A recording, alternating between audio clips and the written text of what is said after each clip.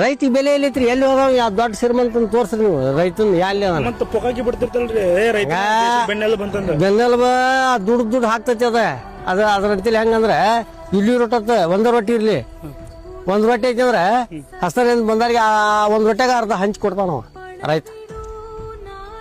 ಹೆಂಗಾದ್ರೂ ಸೈದ ಏನೋ ಇದ್ರ ಇಬ್ರು ತಿನ್ನಲ್ಪ ಹರಿದು ಕೊಡ್ತಾನವ ರೈತನಂತೇಳಿ ಅದೈತಿ. ಅವು ಇಲ್ಲಿರು ಕಡಿಕೆ ಎಲ್ಲಾರು ಹೋಗಿ ತಮ್ಮಂದು ಅವ್ರನ್ನೂ ಕೊಡ್ತಾನವ ರೈತನ ಇದು.